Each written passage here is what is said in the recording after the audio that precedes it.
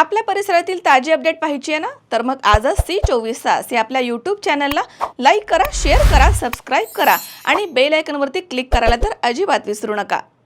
Sairam electronics and batteries, electronic आणि inverter battery यामध्ये mobile, laptop, LED TV, fridge, washing machine, आटा चक्की, microwave oven, water purifier, home theatre, 0% फायनान्सच्या भरपूर offers. ठिकाण सायराम इलेक्ट्रॉनिक्स अँड बॅटरीज, खरेदी विक्री संघ, व्यापारी संकुल, नगर मनमाड रोड, राहुरी. संपर्क 93 25 42 22 32. Saidam hospital test tube baby centre. नमस्ते, मी डॉक्टर सोनाली माने, साईदाम हॉस्पिटल राहुरी, वंध्यत्व तज्ज्ञ व एम्ब्रॉलॉजिस्ट तज्ज्ञ. आपल्या इथे IVF-बद्दल अत्याधुनिक उपचार पद्धती उपलब्ध आहे. तर त्यामध्ये IVF, ICSI, embryo donation, egg freezing, sperm freezing तसेच सरोगसी माताबद्दल सल्ला पण आपल्या इथे दिला जातो. आपल्या इथे हमखास गुण येण्यासाठी प्रयत्न केले जातात. साईदाम हॉस्पिटल, लॅप्रोस्कोपिक सेंटर आणि test baby centre. Court area, Bhagyashree हॉटेलच्या पाठीमागे, राहुरी. राहुरी शहरामधील नावघाट परिसरामध्ये मुळा नदी पात्रामध्ये रस्ता बनवण्यात आला आहे. सदर रस्त्याची चौकशी करण्यात यावी अशी मागणी करण्यात आली आहे. मात्र 6 महिने उलटून देखील कोणतीच कारवाई झाली नाहीये. त्यामुळे भीम आर्मी स्टुडंट्स फेडरेशन जिल्हा अध्यक्ष दीपक साळवे यांनी तहसील कार्यालयासमोर बेमुदत उपोषण सुरू केलंय. यावेळी दिलेल्या प्रसिद्धी पत्रकात म्हटलंय की 6 महिन्यांपूर्वी राहुरी शहरामधील नावघाट परिसरामध्ये फिरोज शेख नामक व्यक्तीनं खाजगी वापरासाठी स्मशानभूमीची संरक्षक भिंत तोडून नावघाटपासनं खुरपेमळ्यापर्यंत रस्ता बनवला आहे. या रस्त्यासाठी मुरुम आणि कारगळ वापरण्यात आली आहे. याबाबत भीम आर्मी स्टुडंट्स फेडरेशनचे जिल्हा अध्यक्ष दीपक साळवे यांनी तहसीलदार आणि नगर परिषदेला निवेदन दिलं होतं आणि सदर रस्ता बनवताना वापरलेली कारगळ आणि मुरुमाची महसूल विभागाकडून परवानगी घेतली आहे का आणि त्याची रॉयल्टी भरली आहे का, आणि जर रीतसर परवानगी घेतली असेल तर महसूल विभागानं ही कारगळ वापरून नदीपात्रामध्ये रस्ता बनवायला परवानगी कशी दिली. फिरोज शेख नामक व्यक्तीनं सदर रस्ता बनवलाय. त्यांनी राहुरी तहसीलदार आणि महसूल विभागाची कोणतीच परवानगी घेतली नाहीये. शासनाची फसवणूक करण्यात आली आहे. सदर रस्त्याबाबत सखोल चौकशी करून कायदेशीर कारवाई करण्याची मागणी दीपक साळवे यांनी केली आहे. मात्र 6 महिने उलटून देखील महसूल आणि नगर परिषद प्रशासनाकडून कुठलीही कारवाई करण्यात आली नाहीये.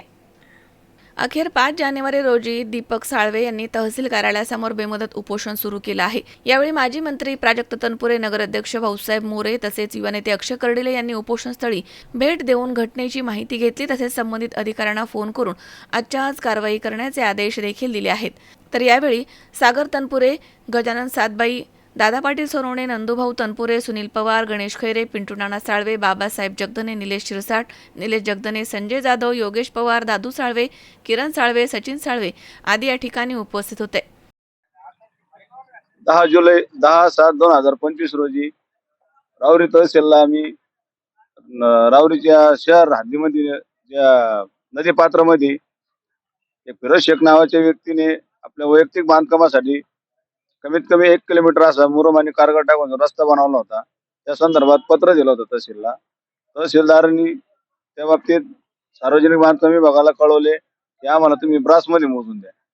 त्यांनी ते ब्रासमध्ये मोजण्यासाठी 6 महिने लावले, अजूनही मोजून दिलं नाही.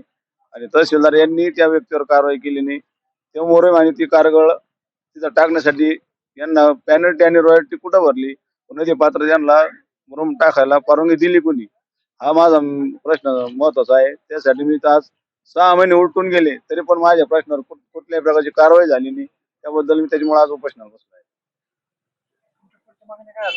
माझी पुढची मागणी अशी तहसीलदारांनी लवकर तो अहवाल घ्यावा, ब्रासमध्ये काढावा व त्याला जो शासकीय जो नियमानुसार जो दंड आहे तो दंड आकारण्यात यावा आणि संबंधित व्यक्तीवर कारवाई करण्यात यावी.